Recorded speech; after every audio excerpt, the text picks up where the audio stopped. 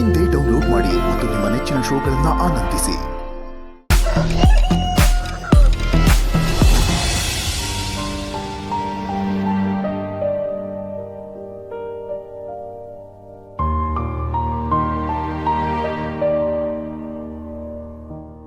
ಹೇಳವ ಪಾರು. ಅಂಕಲ್, ಇವತ್ತು ಅದೇನಾದರೂ ಆಗಲಿ ಅಮ್ಮ ಮಗನ ಭೇಟಿ ಇವತ್ತಾಗಲೇಬೇಕು. ಹೂನವ್ವ, ನಾಳೆನೇ ನಿಶ್ಚಿತಾರ್ಥ ಇದೆ. ಮಗಳ ಶುಭ ಕಾರ್ಯಕ್ಕೆ ತಾಯಿ ಇರಲೇಬೇಕು. ದೇವಿನೇನಾದರೂ ದಾರಿ ತೋರಿಸ್ತಾಳೆ ಅಂತ ವೇಟ್ ಮಾಡಿದೆ. ಅದೇ ಟೈಮ್ ತುಂಬ ಕಮ್ಮಿ ಇದೆ ಅಂಕಲ್. ಅದಕ್ಕೆ ಅತ್ತೆನ ನಾನೇ ಮನೆ ಕರ್ಕೊಂಡು ಬರೋಣ ಅಂತ ಅಂದ್ಕೊಂಡಿದ್ದೇನೆ.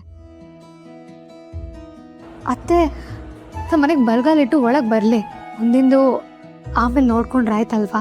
ಸರಿ ಕಣವ್ವ. ಪಾರು ಏನ್ ಹೇಳಿದ್ಲು? ವಿಷಯ ಏನ್ ಗೊತ್ತಾ? ಪಾರು ಇವತ್ತೇ ನಿನ್ನನ್ನು ಮನೆ ಕರ್ಕೊಂಡು ಹೋಗ್ತಾಳಂತೆ.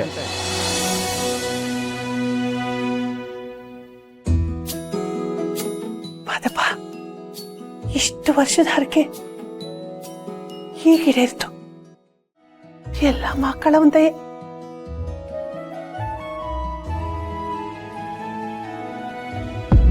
ಧೈರ್ಯ ಮಾಡಿದ್ದೀನಿ, ಆದರೂ ಯಾಕೋ ಭಯ ಆಗ್ತಿದೆಯಲ್ಲ. ಇಲ್ಲಿ ಎಲ್ಲ ಆ ದೇವಿ ಮೇಲೆ ಭಾರ ಹಾಕಿದ್ದೀನಿ. ಮಾವ ಹೇಗಿದ್ರು ಪೇಟೆಗೆ ಹೋಗಿದ್ದಾನೆ. ಈ ಟೈಮ್ ಒಳಗೆ ಅತ್ತೆನ ಮನೆ ಕರ್ಕೊಂಡು ಬಂದ್ಬಿಡ್ಬೇಕು. ಪಾರ್ವತಿ,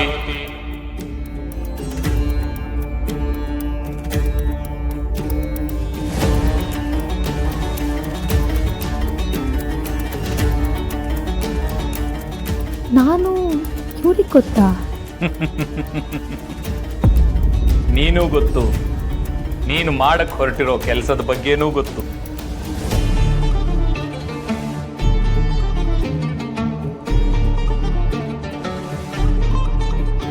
ಎಲ್ಲ ನೀನು ಅಂದ್ಕೊಂಡ ಹಾಗೇ ನಡೀತಾ ಇದೆ. ಆದರೆ ಒಂದು ವಿಷಯ ತುಂಬಾ ಕಠಿಣ. ನಿನ್ನ ಗಂಡನಿಗೆ ಒಳ್ಳೆ ಮನಸ್ಸು, ಒಳ್ಳೆ ಬುದ್ಧಿ ಎರಡೂ ಇದೆ. ಅವನಿಂದ ಇವತ್ತಿನವರೆಗೂ ಯಾರಿಗೂ ಯಾವ ತೊಂದರೆನೂ ಆಗಿಲ್ಲ. ಈ ಕ್ಷಣದವರೆಗೂ ಒಬ್ಬರಿಗೂ ಅನ್ಯಾಯ ಮಾಡದೆ ಬದುಕಿದ್ದಾನೆ. ಆದರೆ ತಾಯಿಯ ವಿಷಯದಲ್ಲಿ ತಪ್ಪು ಮಾಡಿದ್ದಾನೆ.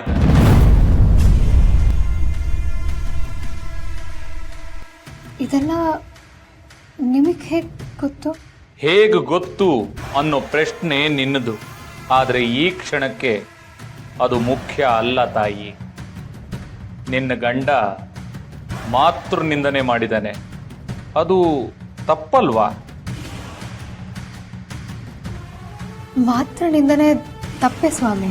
ಆದರೆ ನನ್ನ ಗಂಡಂಗೆ ಅದ್ರ ಬಗ್ಗೆ ಅರಿವೇ ಇರಲಿಲ್ವಲ್ಲ. ಅವನಿಗಾಗಿರೋ ಕಷ್ಟಕ್ಕೆಲ್ಲ ಅಮ್ಮನೇ ಕಾರಣ ಅಂತ ಅನ್ಕೊಂಡಿದ್ದಾನೆ ನನ್ನ ಗಂಡ. ಆ ಒಂದೇ ಕಾರಣಕ್ಕೆ ಇಲ್ಲಿಯವರೆಗೂ ಅವನಿಗೆ ಯಾವುದೇ ತೊಂದರೆ ಆಗಿಲ್ಲ. ಆದರೆ ಮುಂದೊಂದು ದಿನ ಒಂದು ದೊಡ್ಡ ಕಂಟಕಾನೇ ಎದುರಾಗುತ್ತೆ.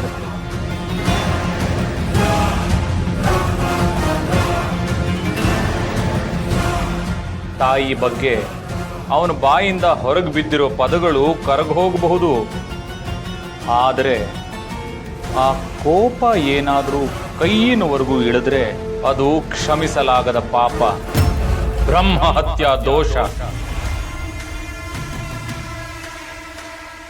ಆ ಶಾಪ ನಿನ್ನ ಗಂಡನ್ನ ಸುಮ್ಮನೆ ಬಿಡಲ್ಲ.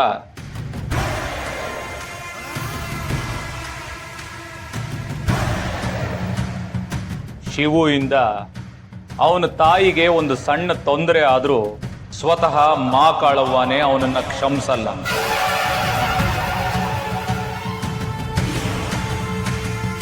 ಎಚ್ಚರ, ಎಚ್ಚರ.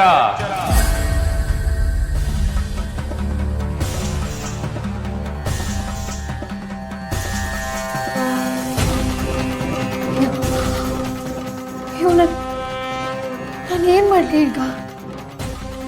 ನಾನೇನಾದರೂ ಅತ್ತೆನ ಮನೆಗೆ ಕರ್ಕೊಂಡು ಬಂದು ಮಾವ ಕೋಪದಿಂದ ಅವ್ರನ್ನ ಮನೆಯಿಂದ ಹೊರಗೆ ತಳ್ಳಿಬಿಟ್ರೆ ಏನು ಮಾಡಲಿ?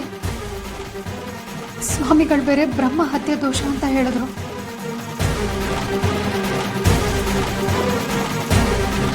ಅಮ್ಮ, ನೀನೇನು ಮಾಡದೆ ಹೋದ್ರೆ ಅಂತ ಅವತ್ತೇನೆ ನಾನೇ ಮನೆಗೆ ಕರ್ಕೊಂಡು ಬರಬೇಕು ಅಂತ ಅನ್ಕೊಂಡೆ. ಈಗ ಈ ರೀತಿ ತಿರುವು ಕೊಟ್ಟು ನನ್ನ ಕಗ್ಗಟ್ಟಾಗೋ ಹಾಗೆ ಮಾಡ್ಬಿಟ್ಟಿಯಲ್ಲ. ಏನಿದೆಯಮ್ಮ ನಿನ್ನ ಮನಸ್ಸಲ್ಲಿ? ಏನೂ ತೋಚ್ತಾನೆ ಇಲ್ಲ ನನಗೆ. ಒಂದಂತೂ ನನಗೆ ಅರ್ಥ ಆಯ್ತಮ್ಮ, ಅಮ್ಮ ಮಗನ ಒಂದು ಮಾಡಿಸೋ ಜವಾಬ್ದಾರಿನ ನೀನೇ ವಹಿಸ್ಕೊಂಡಿದ್ಯಾ. ಆಗಲಿ ತಾಯಿ, ಆಗಲಿ. ನಾಳೆ ನೀನು ನಿಶ್ಚಿತಾರ್ಥ ಅಂದರೆ ಇವತ್ತು ಅಮ್ಮ ಮಗನ ಒಂದು ಮಾಡಿಸ್ತೀಯ. ಆದರೆ ಹೇಗೆ ಅನ್ನೋದು ಯಕ್ಷ ಪ್ರಶ್ನೆ. ಕಾಯ್ತೀನಿ ತಾಯಿ, ಆ ಕ್ಷಣಕ್ಕೋಸ್ಕರ ಕಾಯ್ತೀನಿ.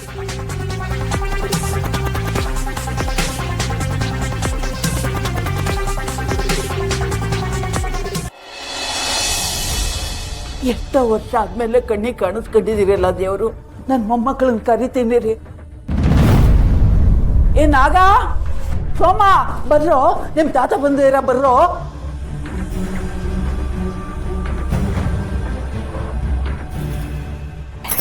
ಬೇಡ ಅಂತ ಹೇಳಿ. ಬ್ಯಾಡ ಜಯ್ಯ, ಬ್ಯಾಡ. ಯಾಕೆ ಅವರು ನಿಮ್ಮ ವಂಶದ ಕುಡಿನ ಬೇಡ ಅಂತ ಇದ್ದೀರಾ? ಒಳ್ಳೆ ಜೋಡಿ ಹುಲಿ ಮರಿಗಳಿದ್ದಂಗವ್ರೆ ದೇವ್ರು. ಅವರು ರಾಣಿ ಕಣ್ಣಿಗೆ ಬಿದ್ಬಿಟ್ಟವ್ರೆ ದೇವ್ರು. ಸೋಮನ್ ಹಾಕೊಂಡು ರುಬ್ತಾ ಇದ್ದಾಳೆ ದೇವ್ರು. ಅವಳಿಗೆ ಸರಿಯಾದ ಪಾಠ ಕಲಿಸ್ಬೇಕು ದೇವ್ರು. ಅದಕ್ಕೆ ಕರಿತೀನಿ, ಅವ್ರಿಗೂ ಆಶೀರ್ವಾದ ಮಾಡ್ಬಿಡಿ ದೇವ್ರು. ಜಯ್ಯ, ನೀನು ಇಲ್ಲಿ ತಪ್ಪು ತಿಳ್ಕೊಂಡಿರೋದು. ನಮ್ಮ ಮನೇನ ಉಳಿಸಕ್ಕೆ ಬಂದಿರೋ ದೇವತೆ ನಮ್ಮ ರಾಣಿ. ಏನು ರಾಣಿ ನಮ್ಮ ಮನೆ ಉಳ್ಸಕ್ ಬಂದವಳ? ಪೂಜಯ್ಯ, ನಿಮ್ಮ ಮೊಮ್ಮಕ್ಕಳವರಲ್ಲ ಸೋಮ ನಾಗ, ಅವರಿಬ್ಬರೂ ಮಾಡಬಾರ್ದು ಪಾಪ ಮಾಡಿ ಎಲ್ಲ ನಿನ್ನ ಮ್ಯಾಕ್ ಹಾಕ್ತಾರೆ. ಆ ಪಾಪಗಳನ್ನೆಲ್ಲ ನೀನು ಹೊತ್ಕೊಂಡು ನೀನು ನರಕಕ್ಕೆ ಹೋದ್ರೆ ಸ್ವರ್ಗದಲ್ಲಿ ನಾನು ಒಂಟಿಯಾಗಕ್ಕಿಲ್ವಾ?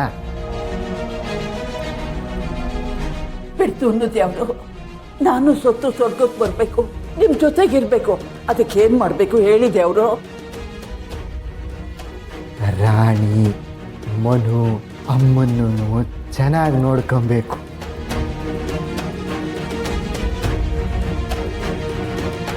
ಏನು ಅಮ್ಮನ?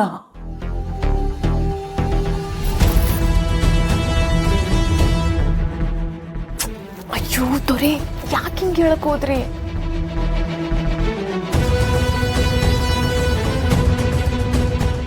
ಅಮ್ಮ ಅಂದ್ರೆ ಮನುಗೆ ಅಮ್ಮ ಜಯ್ಯ.